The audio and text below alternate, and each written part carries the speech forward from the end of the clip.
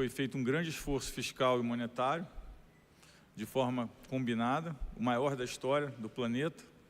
E a notícia boa é que nós conseguimos enfrentar a pandemia com grande eficiência. A queda de crescimento foi bem menor, a queda no crédito foi bem menor, o emprego se comportou bem melhor, mas o outro lado da moeda é que o grande esforço fiscal e monetário produziu, né, um movimento grande de inflação global. Então a gente vê a desinflação, né, ao longo do tempo. Mais recentemente a gente vê, quando a gente olha a inflação cheia, que a América Latina fez uma curva e começou a subir a inflação. Quando a gente olha alimentos e inflação de energia, a gente vê aí já uma alta maior, né, especialmente na América Latina, em alimentos e energia. Alguns países têm histórias diferentes, mas tem uma história em comum, que é esse repique na inflação cheia quando a gente olha as médias móveis, principalmente na América Latina. Em alguns outros lugares continua em queda, e a gente vê energia nos países avançados também, que voltou a subir. Quando a gente olha a parte de núcleos, aí a figura é um pouquinho melhor, quando a gente olha as inflações globais, quando a gente olha, vamos dizer assim, uma média mais longa. Mas quando a gente olha na ponta, a gente tem aqui dois gráficos, um que mostra o percentual de países com núcleo acima da meta. Então a gente vê que, né, o número de países com um percentual acima da meta, quando a gente pega o 3 meses, ele subiu, né? Então é como se tivesse dado um repiquezinho nos núcleos. E quando a gente olha o ritmo de desinflação dos núcleos, o que está desinflacionando e inflacionando, a gente vê também que a gente passou por um movimento de...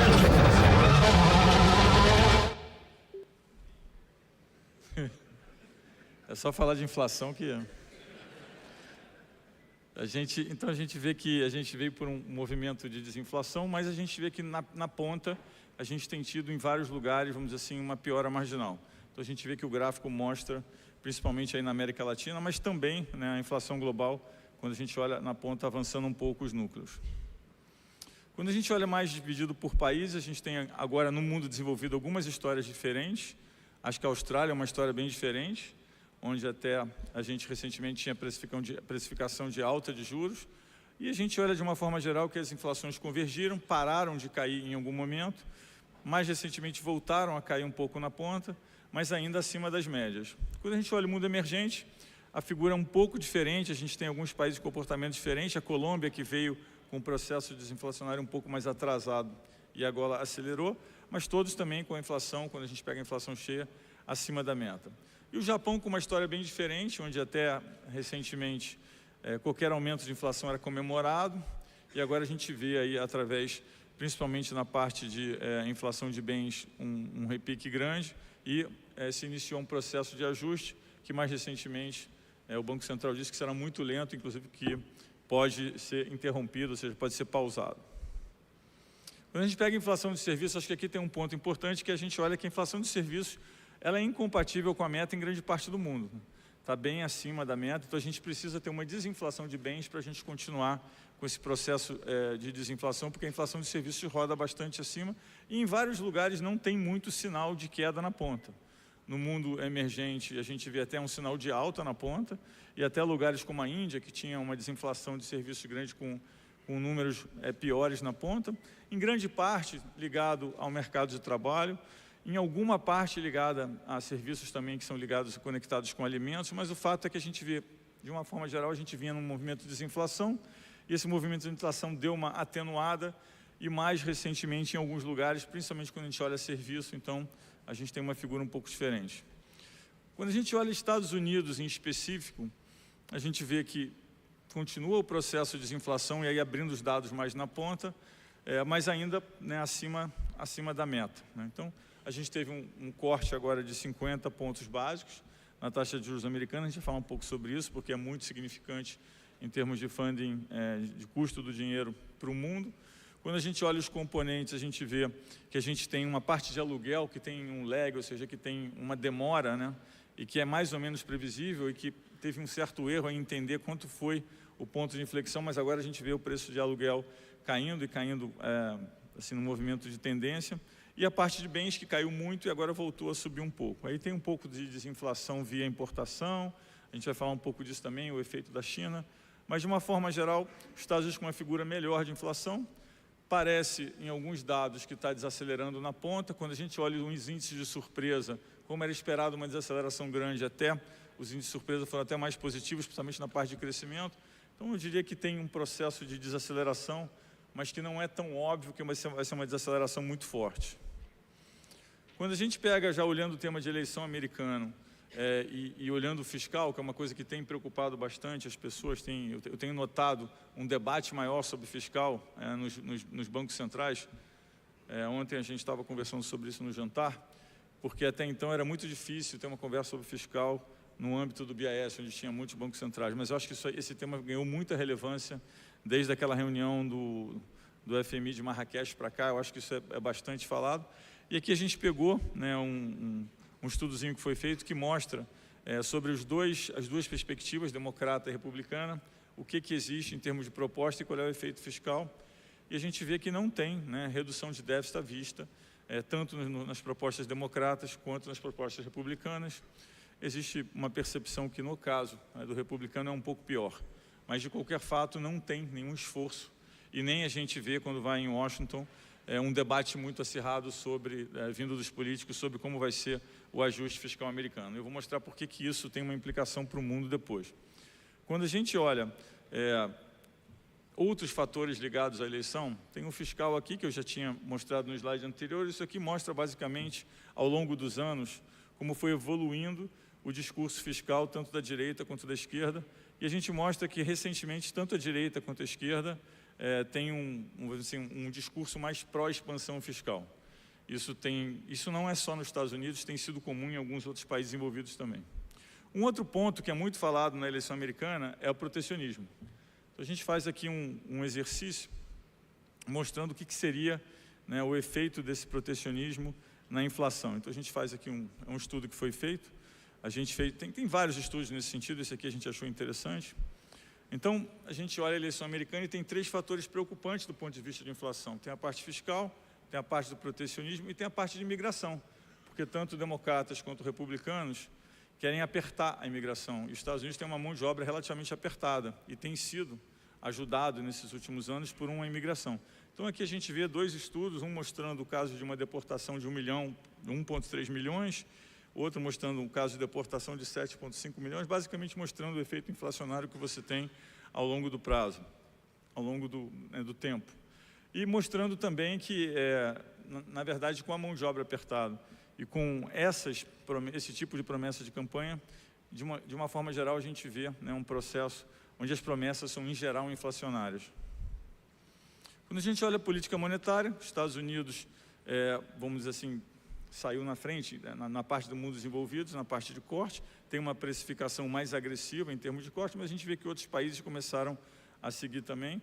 A gente teve mais recentemente, hoje pela manhã, algumas falas em relação à zona do euro, que pretende ser mais cautelosa, mas de uma forma geral a gente vê, e o Reino Unido, que decidiu manter as taxas de juros, mas a gente tem, de uma forma geral, uma precificação que acompanha os Estados Unidos, com alguma diferença entre os países envolvidos. E no mundo emergente, né, infelizmente, o Brasil aí é um dos únicos, junto com a Rússia, que tem uma precificação de alta de juros. O Brasil também foi o primeiro a entrar no processo de queda de juros, e mais recentemente a gente viu, né, uma percepção de que a economia está aquecida.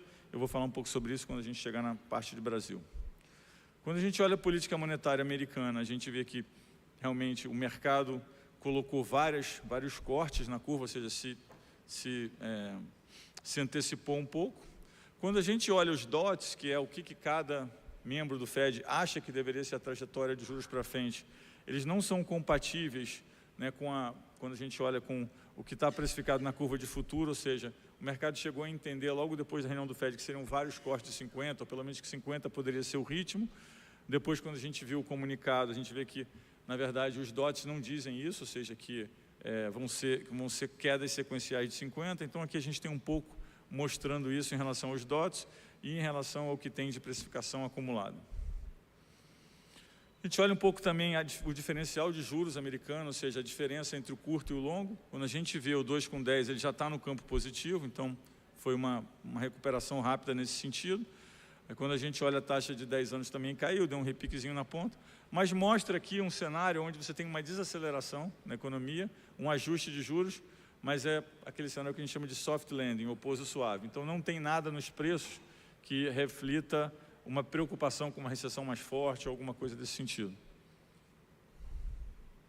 Quando a gente olha o mercado de ações americano muito forte, voltou a subir. Os Estados Unidos é o único país hoje quase no mundo onde a gente tem ganho de produtividade. O ganho de produtividade nem está na indústria, está ligado à tecnologia e serviços, né? Principalmente serviços, né, junto com tecnologia.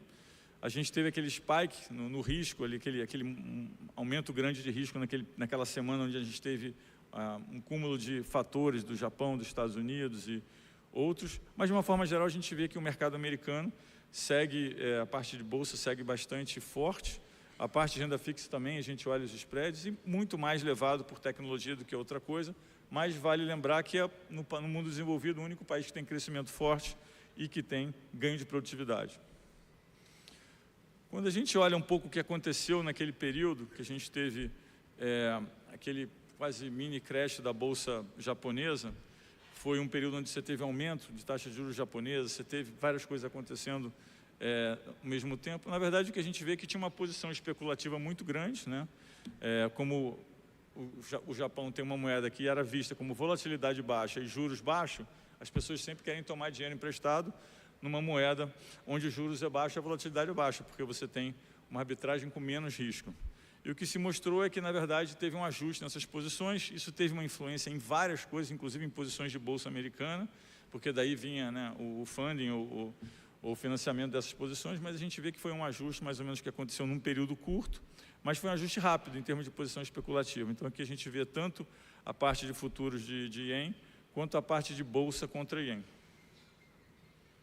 Quando a gente olha a atividade econômica americana, de novo, falando um pouco aqui do índice de surpresa de crescimento, ele segue forte, ele virou no campo negativo, mas recentemente teve algumas surpresas, e aí, de novo, não significa que está forte, significa que o número saiu melhor do que o esperado, né? Então estava esperando uma desaceleração, a desaceleração está vindo, mas não é tão forte. Quando a gente olha esse gráfico do meio talvez seja o gráfico que mais nos guiou durante a pandemia, porque esse gráfico mostra muito por que a interpretação de que a inflação era temporária, ela estava errada, né? Existia uma interpretação que você teria uma queda de serviços e de bens muito rápida, serviços porque estava sem mobilidade, bens porque teve aquela interrupção na oferta e que, no final das contas, você ia ter um grande consumo de bens, que era o que estava gerando inflação, mas, eventualmente, você ia voltar a ter mobilidade e você ia voltar com serviços para a linha de tendência e a parte de bens também ia voltar para a linha de tendência, porque a gente vê que isso não aconteceu. A gente tem um deslocamento na curva de bens, de demanda por bens, que até hoje não voltou, né? Mudou de patamar, serviços sim voltou, mas mais na ponta a gente vê uma coisa curiosa, que é, apesar de bens não ter voltado, os serviços também estão crescendo acima da linha de tendência, o que mostra uma fortaleza muito grande aí da economia americana. Aí a gente pode olhar tanto na parte dos dados de crescimento, como na parte de emprego. A gente vê também, a gente fez um gráfico aqui com os períodos onde os Estados Unidos teve o desemprego abaixo de 4, a gente vê que tem, geralmente, ali uma tendência. Tem todo um debate hoje acadêmico se a melhor forma de olhar é desemprego, se é vacâncias, ou seja, é um tema que tem sido bastante explorado. Quando a gente olha os dados de emprego, eles continuam fortes. Teve uma pequena desaceleração na ponta, mas ainda num nível de desemprego bastante baixo. Quando a gente olha um pouco o que o mercado está olhando em termos de atividade econômica e de riscos, uma coisa que apareceu mais forte recentemente foi um medo de desaceleração econômica, que é curioso, porque os dados mostram desaceleração, mas não mostram uma desaceleração muito forte. Mas esse índice onde a gente olha os tails risk, ou seja, os riscos de cauda, mostra aí um risco de aceleração, uma percepção de que tem um risco de aceleração mais forte, né? Então a gente vê um mercado de trabalho, os gráficos de mercado de trabalho, os gráficos de surpresa de índice econômico, mostrando que tem uma desaceleração, mas não é muito forte. A gente tem um fator geopolítico e a gente vê que na ponta a preocupação com a inflação caiu muito nos Estados Unidos. Falar um pouco de China, porque eu acho que China tem uma relevância grande para a gente aqui no Brasil. A China está claramente, quando a gente olha esse gráfico da esquerda, tentando mudar o modelo. Um modelo que era muito baseado em consumo, para um modelo que é mais baseado em exportação. Se a gente lembrar e voltar para os anos 2000, 2001, a China fez esse movimento também. Mas era um movimento onde a exportação era muito baseada em calçados, brinquedos, eram itens que não eram muito estratégicos na pauta dos países. E agora a China está fazendo esse movimento de novo, mas com itens que são muito mais estratégicos, que são ligados basicamente à parte de eletrificação, de painéis solares, baterias, insumos para tecnologia, semicondutores. Isso é muito mais estratégico. Então, isso tem uma implicação. Então, quando a gente olha aqui o caso da China, a gente vê que o consumo das famílias, principalmente na parte de vendas de imóveis, caiu muito, investimento de famílias. A gente tem uma capacidade, né, ociosa maior. Quando a gente olha empréstimo para o setor imobiliário, caiu muito. E aí a gente começa a ver que essa parte de imobiliário e construção não recuperou. Hoje o governo soltou um pacote, quer dizer, ontem, né, acho que, não sei se todos tiveram tempo de ver, são entre 5 e 10 medidas, mas tem 3 focos as medidas. Uma é estimular o mercado imobiliário, inclusive reduzindo o down payment, reduzindo a taxa de mortgage. A outra é estimular a bolsa, ou seja, você pode pegar dinheiro emprestado, tem critérios melhores para comprar a bolsa, e a outra é jogar mais liquidez na economia. Então, eu diria que tem essas 3 vertentes nas medidas que foram anunciadas hoje pela manhã. São 8 ou 9 medidas, na verdade. Quando a gente olha um tema de China que é muito relevante, que eu vejo pouca gente falando, a China tem a taxa de natalidade mais baixa hoje do mundo desenvolvido. Apesar de um esforço grande recente de programas para melhorar a natalidade. Então, o que a gente viu na China foi uma revisão muito grande nos últimos anos de projeção de crescimento da população. Então, a gente vê essas faixas aqui no gráfico da esquerda, onde a gente tem projeções desde 19 até 24. Então, a gente vê que a China está ficando também com uma população envelhecida, né, um modelo onde a população está envelhecendo muito mais rápido do que eles tinham planejado originalmente, o que força a migração do modelo de consumo para o modelo de exportação, força você fazer isso a uma velocidade maior, né? Quando a gente olha aonde está esse modelo da China, basicamente, ele está na parte de exportação, como eu disse, mas quando a gente olha aqui, tem alguns itens que saltam aos olhos, né? Por exemplo, a parte de exportação de carros. Se a gente olha esse gráfico aqui do meio, na China, basicamente, cresceu muito na margem com exportação de carros. No Brasil, isso é bastante visível. Nos portos brasileiros, isso é bastante visível hoje em dia, com o número de carros que tem. Então, a gente tem toda essa parte de eletrificação. Aqui eu botei solar, aço, mas só que isso é uma coisa estratégica. Então, a gente está vendo que tem uma reação, né? Tem uma reação dos países. Então, a gente fez uma tabelinha aqui, mas já tem medidas novas, basicamente de como que os países estão reagindo a isso. Então, Estados Unidos, Europa, Canadá, Turquia, Brasil também. Então, assim, de uma forma geral, a gente tem visto aumento de tarifas sobre esses produtos. Então, é um problema, porque a China decidiu fazer um modelo de transição de crescimento, está tentando exportar, né, um conjunto, uma cesta de bens que está tendo resistência, porque é muito mais estratégica para outros países. Os países estão colocando tarifa, a gente tem uma capacidade ociosa grande, né, e um modelo baseado em eletrificação que tem dificuldade hoje de encontrar demanda para os seus produtos e que tem, inclusive, gerado deflação nesse sentido. Então, a gente vê um pouco o que tem acontecido. A gente olha esse gráfico aqui, que é o número de restrições comerciais contra a China está aumentando muito. Então, é muito difícil imaginar, né, porque mesmo na Ásia, hoje tem algumas restrições a bens que são exportados pela China. Então, a gente fez uma estimativa aqui, qual seria o impacto no PIB desse aumento de tarifa de importação nos Estados Unidos, lembrando que, de novo, tanto republicanos quanto democratas estão falando muito, né, de restringir as importações da China. E aí, né, com graus diferentes, mas a gente fez aqui uma estimativa, a gente tem um número de inflação, né, tem um número de impacto sobre o PIB da China, que pode ser até 2,5%, e tem também um número de impacto sobre o PIB dos Estados Unidos. Então, de novo, a gente está indo para essa nova realidade, vamos dizer assim, de fragmentação global, com mais protecionismo, que tem um efeito inflacionário, ou seja, mais inflação, menos crescimento, menos produtividade.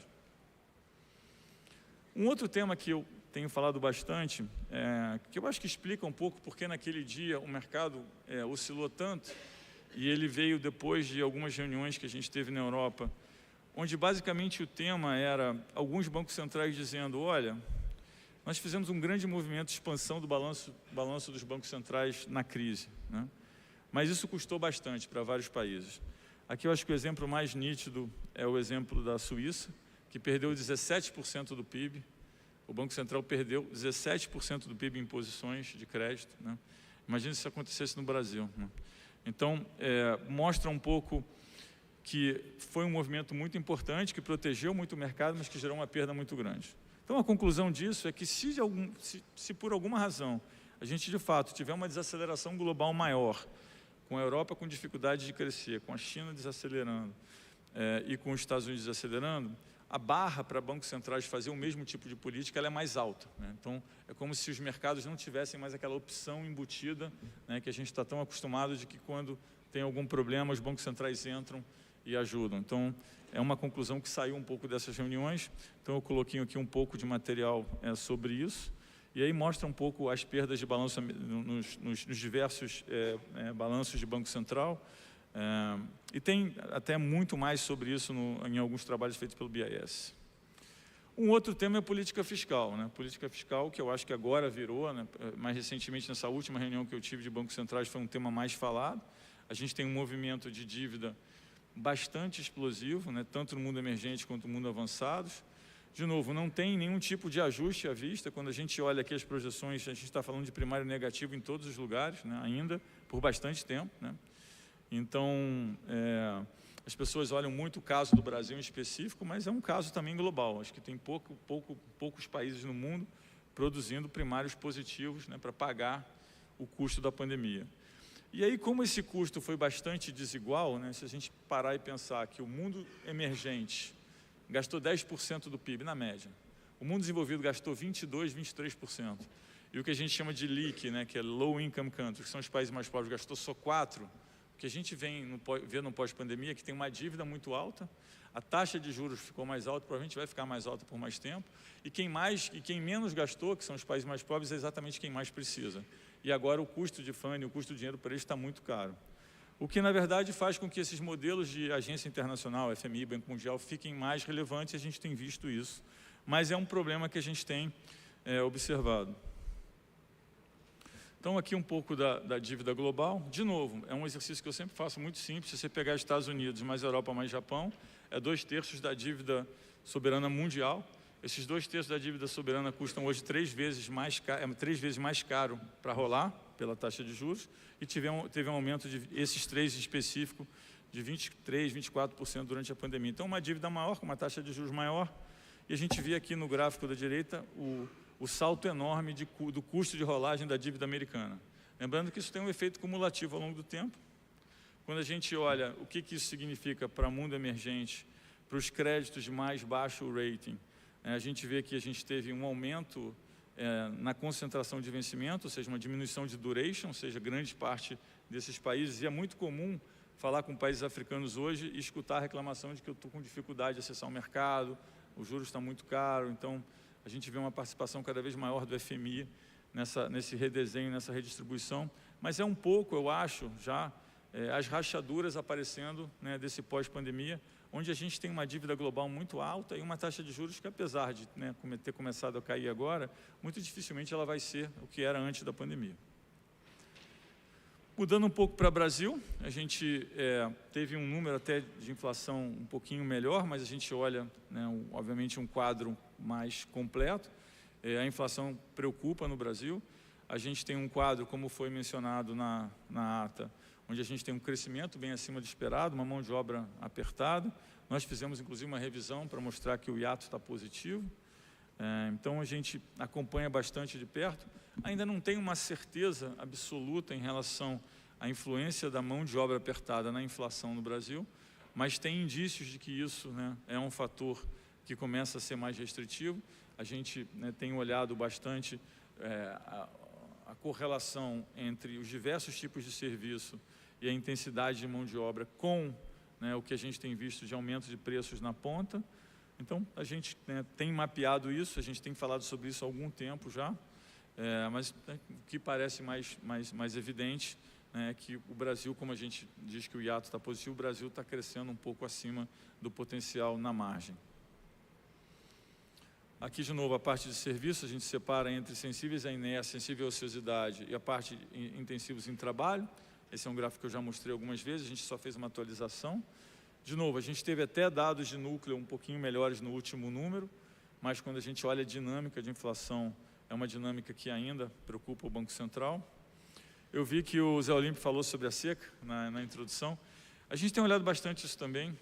Uma coisa curiosa no Brasil, que depois eu descobri que é verdade em quase, não diria no mundo inteiro, mas em grande parte no mundo, é que os lugares mais afetados são exatamente os lugares mais intensos em produção de alimentos, né? Então, quando a gente olha as áreas mais afetadas no Brasil, são exatamente as áreas onde você tem maior produção de alimento. Então, isso mostra, e aqui tem um efeito na ponta, onde mostra uma certa preocupação, né, com o preço de alimento, quando a gente olha mais no longo prazo com esse tema da seca. Parte de expectativa de inflação, a gente tem falado sobre isso, o Banco Central tem um desconforto grande, né, com o que tem acontecido em expectativas de inflação. Mais recentemente, a gente viu o 24, a parte do 24 subindo, as longas ainda bem acima da nossa meta. A parte de crescimento, uma notícia muito boa, a gente tem tido revisões sucessivas para cima em 2024, está transbordando um pouco para revisões também para cima em 2025. A gente vê que nesse último número a gente teve inclusive a formação bruta de capital também surpreendendo para melhor, então o número foi um pouco qualitativamente melhor também. O consumo de família segue forte, a gente sempre tenta, né, dissecar no número o que é o crescimento estrutural e o que está sendo impulsionado pelo fiscal, porque é importante para a gente ver a qualidade, né, desse número de crescimento, então a gente tem feito esse trabalho. A parte de previsão do PIB, como eu disse, superando bastante para cima. E a gente olha um pouco essa parte de varejo, o que é varejo, o que é serviço, vendas. Vou passar um pouquinho mais rápido aqui, porque eu estou vendo que eu estou já esgotando o tempo.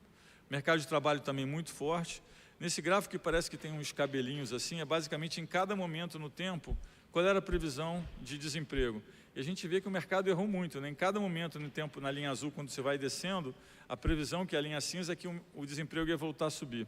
Isso não aconteceu. E, curiosamente, nesse último ponto, foi a primeira vez que o mercado acha que o desemprego vai cair mais, né, antes de voltar a subir, né? Então, é curioso essa dinâmica. Não é só do Brasil, é uma dinâmica que, inclusive, tem ensejado aí um debate sobre o que é essa taxa de equilíbrio de desemprego, né?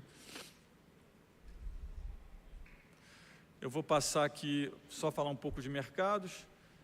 Na curva de juros, a gente viu... aqui é um gráfico basicamente para mostrar uma coisa olhando mais o longo prazo, que é em todos os momentos onde o país foi capaz de produzir choque positivo no fiscal, foi exatamente os momentos onde a gente foi capaz de cair os juros e trabalhar com juros mais baixos por mais tempo. Então a gente tem aqui a aprovação do teto, depois a gente teve a parte da reforma da Previdência, depois a aprovação do arcabouço. Se a gente olhar a história brasileira, os movimentos de queda de juros estão muito associados com a credibilidade fiscal. No curto prazo isso não é verdade, mas para os movimentos mais duradouros isso é muito verdade. Então a gente tem aqui agora, né, um momento onde existe, vamos dizer assim, por parte do mercado uma apreensão maior em relação ao fiscal. Eu diria que nem é só em relação à trajetória da dívida, mas mais recentemente também em relação à questão de transparência dos números, e a gente vê que tem um aumento de prêmio na ponta relacionado a isso. Então, é a nossa leitura do que tem acontecido no mercado. A parte de expectativas fiscais e a comparação entre o que era a meta, o que o mercado espera. De novo, aqui não tem muita novidade. Eu acho que, até olhando os preços de mercado, olhando os preços, né, de curva longa no Brasil, parece um preço exagerado para a nossa realidade, principalmente quando a gente compara que outros países também estão com dificuldade fiscal, com dificuldade de recuperação. Mas, de novo, eu acho que na ponta surgiu esse tema, esse questionamento em relação não só ao número fiscal, mas à transparência, né? Transparência, a qualidade dos dados. Então, isso eu acho que é importante acompanhar, mas, de novo, a gente precisa ver num horizonte um pouco mais longo, a gente tem que passar, assim, um pouco por esses ruídos de curto prazo. Aqui um pouco olhando as trajetórias de dívida, a gente começa a ver que mesmo na trajetória mais otimista de dívida, a dívida tem muita dificuldade de convergir, na previsão mediana ela já não converge mais, e a gente começa a ver, né, previsões, como tem muita coisa hoje sendo discutida em relação a novos gastos, novos programas, tem o tema vamos dizer assim, da incerteza em relação ao que vai ser isso nos próximos anos. A gente vê que a trajetória de dívida e, de novo, isso não é comum ao Brasil, tá? Outros países também estão passando pelo mesmo, e a gente, quando discute isso entre outros bancos centrais, eu acho que esse vai ser cada vez um tema mais relevante no âmbito global. O crédito tem se mostrado mais forte, né? Melhor do que a gente esperava, uma inadimplência na ponta que até eu diria que 2 meses atrás era um pouquinho melhor do que a gente esperava. Agora, quando a gente olha a baixa renda na ponta, começou a ter um pouquinho de piora. Tem um tema muito relevante que tem sido falado sobre as bets, né? Sobre o comprometimento de renda das famílias nesses sites da aposta, que está gerando uma percepção que a gente pode ter uma piora na qualidade do crédito na ponta, né? Inclusive com comprometimento grande, inclusive um estudo que a gente fez que mostra que tem uma parcela grande das pessoas que recebem o Bolsa Família que estão apostando nas bets, né? O número outro dia foi divulgado até pelo senador Omar Aziz, que está, né, cuidando disso lá no Senado. Então, de novo, o crédito segue muito bem, segue vamos dizer assim, com um crescimento saudável, tem esses pontos de atenção que eu mencionei. Falar rapidamente da agenda de tecnologia. A gente está chegando agora no momento onde os blocos começam a se encontrar. Então, a gente primeiro lançou o Pix, que era um trilho de pagamentos programável. Era importante que ele fosse programável, na época era até difícil explicar por quê, mas ele precisava ser programável porque ele faz parte de um grupo, né, que tem, né, vamos dizer assim, outros blocos. Tem a parte da internacionalização da moeda, que é conectar, né, o Pix com outros sistemas de pagamento. Eu estava até conversando ontem com o Dudley sobre isso. Tem a parte de Open Finance, que a gente já começa a ver resultados práticos, né, de melhorias nos serviços, nos preços para os usuários, do sistema financeiro. E tem a parte do Drex, que é onde a gente insere a tokenização, o conceito de tokenização, vamos dizer assim, nesse mundo mais digital, onde a intermediação financeira é mais aberta, mais transparente, mais competitiva. Tem os blocos do futuro, que a gente entende que eles vão, em algum momento, entrar mais forte nisso, e os blocos são inteligência artificial e monetização de dados. Então, os números do Pix, rapidamente, a gente tem um crescimento muito grande, a gente mostra que o Pix levou à bancarização, a gente já teve perto de 240 milhões de operações em um dia, é mais de 2 operações por pessoa bancarizada por dia. Isso é o maior número de pagamento instantâneo do mundo, é maior do que a Índia quando a gente faz a proporcionalidade. São 71,5 milhões de novos usuários incluídos no sistema com Pix. A parte de internacionalização de moeda, a gente tem essas tinha essas 3 grandes barreiras: tecnologia, a liquidação e a governança. Nós resolvemos a tecnologia e a liquidação, e agora o Brasil, junto com alguns outros países, está trabalhando em como seria a governança desses pagamentos transfronteiriços. De novo, a parte do Open Finance, eu não vou ter tempo de falar sobre todas as vantagens, mas aqui a gente já tem aqui, por exemplo, 1,2 bilhão de crédito com portabilidade, 240 milhões de recuperação de crédito, a gente tem 9 milhões de clientes usando a ferramenta, a gente teve uma economia muito grande dos clientes que receberam mensagem e que tinham dinheiro parado na conta. Então, assim, a gente começa a ver já um grande benefício, né, para o cliente na ponta. Ele é uma ferramenta que, ao contrário do Pix, ele tem uma adoção um pouco mais lenta, mas a gente entende que, à medida que esses marketplaces de finanças comecem a aparecer, ela vai acelerar. Então, aqui a gente tem um pouco o schedule. Mais recentemente, a gente fez também, com a conexão com o Open Finance, para as pessoas poderem usar o Pix por aproximação. Lembrando que muita gente usava o cartão de crédito só porque era mais fácil aproximar o cartão e não tinha que abrir o celular, digitar número. Agora você vai poder ter o Pix no wallet da sua carteira, então você paga por aproximação também. Então isso já está em desenvolvimento. A gente vai anunciar aí as regras, né, e a gente vai também ter ou a possibilidade de fazer ou via wallet ou fazer via o próprio banco sem ter que abrir o aplicativo eventualmente, né. O Drex, que eu já falei bastante sobre ele também, a gente está numa fase agora mais onde a gente está testando os pilotos, os conceitos. Ele tem avançado bastante em termos de teste. Ele tem ainda uma barreira, que é a barreira da escalabilidade, porque é uma tecnologia nova. Tem hoje 2 outros bancos centrais trabalhando exatamente no mesmo projeto. O Brasil, de novo, foi pioneiro em fazer moeda digital através de tokenização de depósitos. Nenhum outro país tinha lançado esse conceito, agora a gente tem outros 2 países fazendo com a gente. E, de novo, esse é um projeto que está na fronteira da tecnologia, e por estar na fronteira, ele ainda está buscando soluções, não tem todas as soluções, mas está avançando bastante rápido. Então, aqui tem vamos dizer assim, alguns slides sobre o que a gente tem feito, essa parte do permissionamento, a parte da privacidade que a gente está trabalhando, novos ativos. Lembrando que essa apresentação está disponível no site, então quem quiser consultar, Eu não vou ter tempo para falar sobre todos os casos de uso, mas eu acho que o Drex vai ser mais inovador que o Pix, porque ele vai fazer com que a gente, de fato, melhore muito os ruídos na intermediação de ativos financeiros e não financeiros. Aqui é um pouco o que seria, né, esses marketplaces de finanças. Seria um instrumento onde você concentra todos os seus dados bancários, com todos os serviços, com possibilidade de migração, com avisos online, com possibilidade de ter offline, com carteira de dados para monetização de dados. Então, queria agradecer de novo a todos, muito obrigado, e acho que a gente tem um Q&A agora, é isso?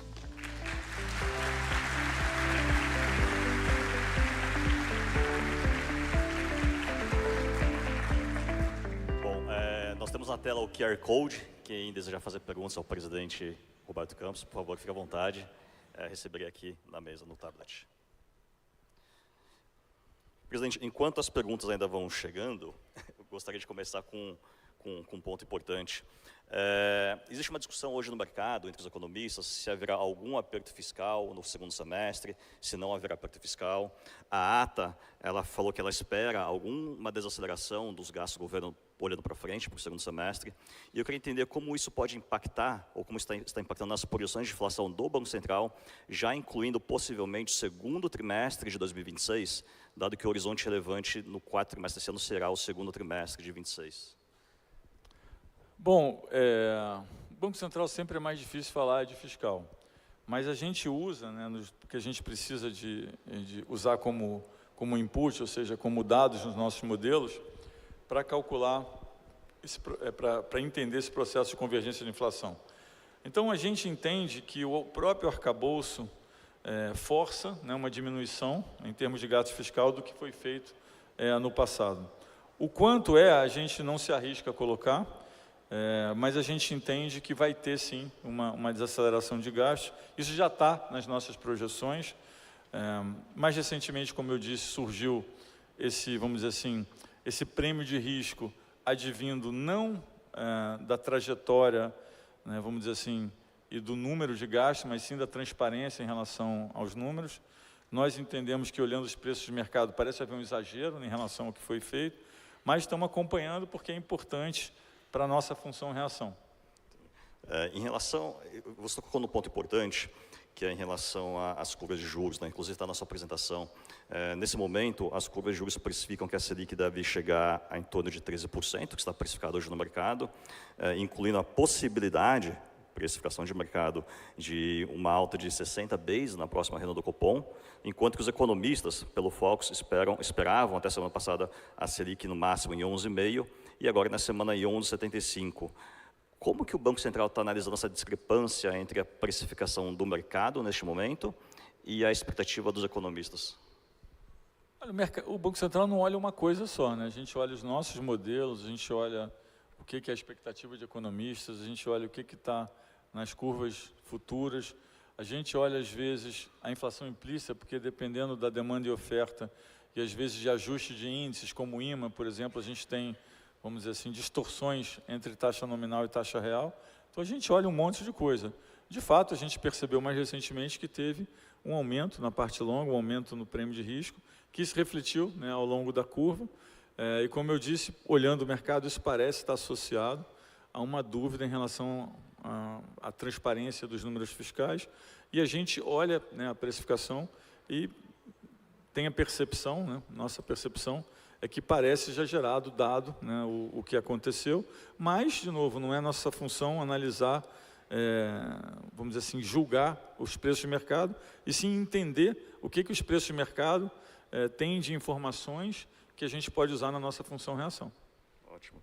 E eu queria voltar um pouquinho na sua ótima apresentação em relação ao cenário internacional também. A gente tem debatido bastante uma situação diferente na economia americana nesse momento, que é uma situação em que o desemprego, apesar de ter subido, ele ainda é baixo, historicamente, né, 4,2% abaixo. Uma situação na zona do euro que o desemprego está no menor patamar histórico. E a inflação, de certa forma, vem desacelerando. De uma certa forma, os bancos centrais começaram a cortar juros. Né? Como casar tudo isso e qual que é a implicação disso para o nosso cenário inflacionário e para a autoridade monetária brasileira? Olha, eu acho que os Estados Unidos passou por uma volatilidade de interpretações gigantesca. Se a gente pegar num período de 4 semanas, a gente teve uma interpretação de que a economia não ia desacelerar e que a inflação não ia arrefecer. 4 semanas, exatamente 4 semanas depois disso, porque tinham saído um número de emprego fraco, junto com o que tinha acontecido no Japão, existe uma percepção de que não ia ter um pouso suave e que, inclusive, chegou em algum momento a precificar uma reunião extraordinária do FED para cair juros. Isso no intervalo de 4 semanas, né? A economia real não é tão rápida assim, então é óbvio, né, que eu acho que existe uma busca por guidance, o mercado busca sempre guidance dos bancos centrais, às vezes não tem guidance, tem uma volatilidade maior. O que a gente tenta é ter uma interpretação mais suavizada do que aconteceu. Na nossa interpretação, o que a gente vê é que sim, começa a ter uma desaceleração dos Estados Unidos. A gente acha que a China está num processo de aceleração talvez um pouco mais intenso do que as pessoas estejam olhando. A Europa tem uma dificuldade de crescer.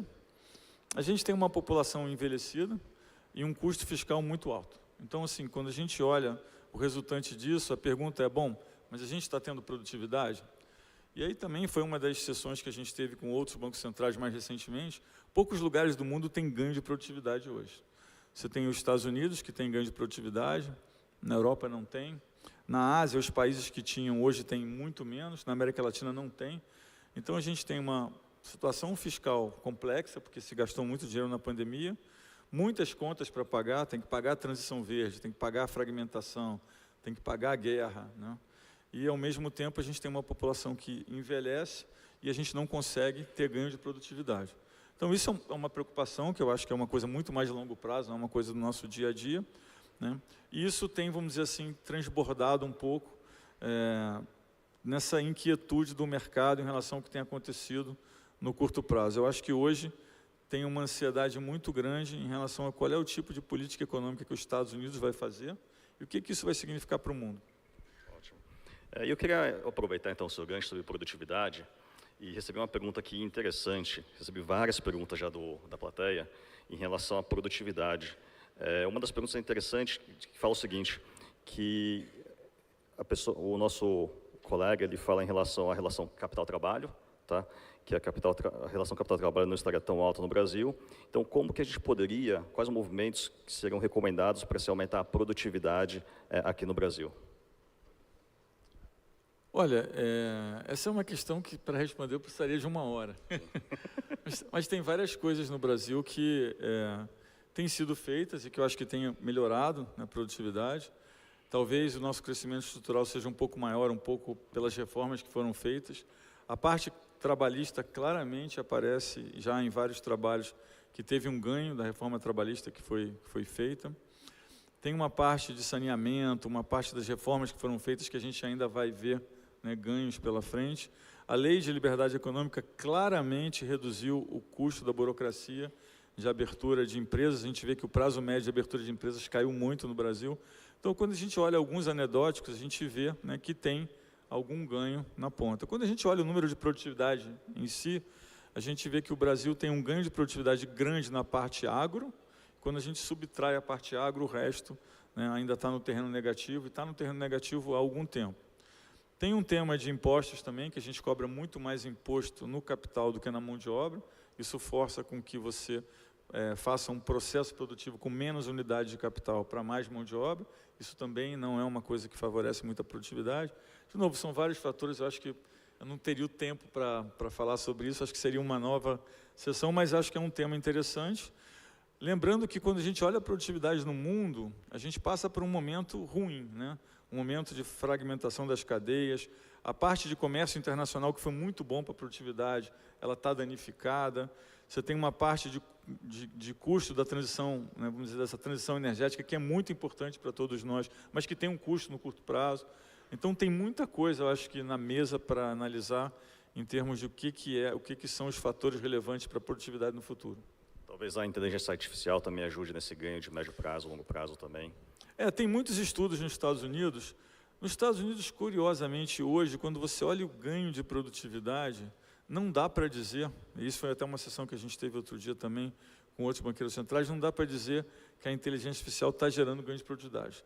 Dá para dizer que processos mais tecnológicos e mais digitais na área de serviços está gerando ganho de produtividade nos Estados Unidos. A indústria em si, não, né? Então, a gente precisa ver o que é, né, de fato. Talvez esteja um pouco cedo para falar, mas, assim, eu acho que, como esse é um crescimento exponencial, em algum momento a gente vai ter um ganho grande, e esse ganho vai ser capturado não por todos os países, né, mas por alguns países que têm capacidade de investir mais, né, nessa área. Esse é um ponto bastante importante, né, para os economistas, para todo mundo, para a sociedade como um todo, né? Porque a gente sabe que é importante que o PIB potencial cresça mais rápido, né, para a própria inclusão social, para que a gente possa trabalhar com níveis de desemprego menor, sem inflação, né? Então, entendo que todos esses ganhos de produtividade que possam acontecer para frente também seriam muito bem-vindos. E em relação a isso, o que me remete, então, à expectativa de crescimento potencial da autoridade monetária. Como que vocês estão olhando hoje a perspectiva ou estimativas de PIB potencial para o Brasil? Bom, através do hiato que a gente está dizendo, que a gente entende hoje que o crescimento na ponta é acima do potencial. O que é o crescimento potencial, eu acho que é uma análise que tem, né, alguma dúvida. Eu acho que tem hoje já indícios para dizer que o crescimento potencial, o crescimento estrutural melhorou um pouco, né, ao longo dos últimos anos. Hoje tem um trabalho muito grande para tentar dissecar o crescimento e ver o que é o impacto do impulso fiscal e o que é o estrutural, né, sem o fiscal, e é difícil fazer isso, porque a gente tem, né, está tudo muito interligado, mas eu diria que o crescimento estrutural do Brasil melhorou um pouco. Eu acho que as reformas fizeram um efeito, a gente ainda tem, como foi dito pelo Zé Olímpio, muitas reformas para fazer. Eu acho que a gente não pode parar, não pode frear. O Brasil, às vezes, é criticado, mas quando a gente para e pensa na pandemia, poucos países fizeram reformas estruturais na pandemia, poucos. Era muito comum eu ir em reuniões de Banco Central e falar, não, a gente está tentando aqui fazer essa reforma, estamos tentando fazer isso, estamos trabalhando na reforma tributária. E as pessoas falavam, mas durante a pandemia vocês estão fazendo reformas? E a gente fez, né? A gente fez reformas durante a pandemia. Então, acho também que tem essa parte, né, do copo um pouco mais cheio. E eu acho que isso teve impacto, sim, e está tendo impacto no crescimento estrutural. Roberto, eu vou aproveitar o tempo que nos faz para duas perguntas adicionais. Recebi inúmeras perguntas a respeito sobre a diretoria do Banco Central. Então, vou aproveitar e fazer essa pergunta. Muitas perguntas sobre como está a diretoria, qual a coesão da diretoria. Eu acho que a ata deixa bastante claro, né, que existe uma unanimidade em relação ao que o Banco Central vem fazendo. Eu vou mudar um pouco a pergunta dizendo o seguinte, qual que é a sua, se pudesse dar uma recomendação, qual que seria hoje a recomendação e a discussão que você teria com o próximo presidente do Banco Central? Quais foram os desafios que você enfrentou e a recomendação que você daria olhando para os próximos 4 anos? Não, olha, essa pergunta eu recebo com alguma frequência. E a resposta é sempre a mesma, então eu acho que já começou a ficar uma resposta meio manjada. Mas eu acho que a parte da diretoria, em relação à última reunião do Copom, a gente teve, né, nas últimas 2 reuniões do Copom, a gente teve um voto bastante coeso, né, uma percepção bastante unânime de que a gente precisava comunicar de forma eficiente o que a gente estava fazendo. Você sempre tenta fazer isso, nem sempre você consegue. O mercado tem sempre aquele desejo de ter um guidance, né? Quando tem um guidance, ou seja, quando você fala o que vai fazer na próxima reunião, o mercado sempre se comporta melhor. Mas nem sempre é possível fazer isso, porque às vezes a gente não sabe o que vai fazer na próxima reunião, a gente depende de dados, às vezes tem algumas mudanças na ponta que podem influenciar. Então a gente está num período que a gente decidiu não dar guidance, foi uma decisão unânime. A gente conversou muito nessa reunião sobre o que seria, né, a trajetória, o que a gente precisaria fazer. A gente tem um desconforto grande com relação às expectativas, a gente tem um desconforto grande com relação ao que aconteceu com a curva longa, a gente entende que parte disso é fiscal, parte disso pode ser endereçado, né, rapidamente. E em relação aos conselhos, eu sempre digo que eu acho que o conselho é agir com independência, ter muita capacidade de aguentar pressão, ser técnico, ter firmeza, pensar no Brasil a longo prazo, não se deixar levar pelos ruídos de curto prazo, né? A gente, às vezes, é muito curto-prazista e esquece que a Selic, se sobe, se cai no curto prazo, é um elemento, mas a gente precisa fazer isso com credibilidade, porque, no final, o que importa, né, é a mensagem que você deixa de credibilidade que influencia, né, o longo prazo. Então, eu diria que seriam essas as dicas. E a minha última pergunta, por o tempo que nos resta, Eu queria entender um pouquinho mais sobre as bets. Né? O Banco Central está computando o fluxo de bets no balanço de pagamentos, via uma linha de serviços das transações correntes. Né? E como que anda a discussão sobre regulamentação das bets, sobre essas transações que passam pelo fluxo cambial, passam pelo balanço de pagamentos e também tem impactado, de alguma forma, o consumo das famílias? Olha, não é um trabalho do Banco Central olhar as bets. O que a gente tem feito é tentar ajudar, né, o governo e o Congresso, né, com os dados que a gente tem. Uma coisa que tem gerado preocupação na ponta é que o crescimento é muito grande. Né? A correlação entre, por exemplo, pessoas que recebem família ou pessoas de baixa renda, né, e ao aumento, né, em apostas tem sido bastante grande. A gente consegue mapear o que é feito de PIX para esses sites de aposta. E o crescimento de janeiro até hoje é muito grande. Né? A gente pega o que é o ticket médio de transferência de PIX para casas de aposta, essas casas eletrônicas, e ele subiu mais de 200%. Né? Então, é uma coisa que chama atenção. E a gente começa a ter a percepção que vai ter um efeito, já está tendo, né? Um efeito, vamos dizer assim, na inadimplência, na ponta. Então, existe uma preocupação. O nosso trabalho é levar, né, ao governo e à sociedade, olha, tem uma preocupação do Banco Central aqui, não cabe ao Banco Central regulamentar isso.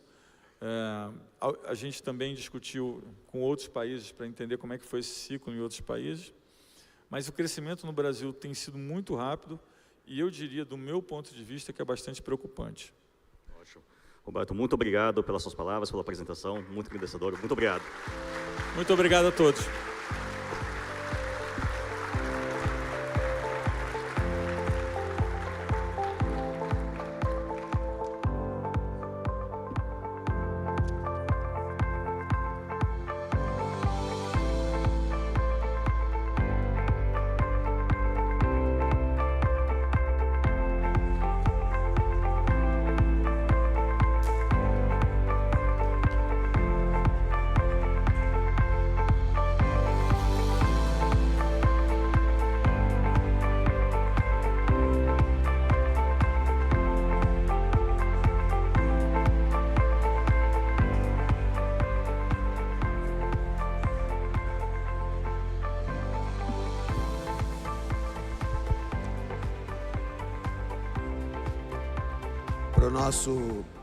Para o nosso próximo painel, Transformando o Estado de São Paulo, eu gostaria de chamar ao palco o nosso governador Tarcísio de Freitas, engenheiro, militar.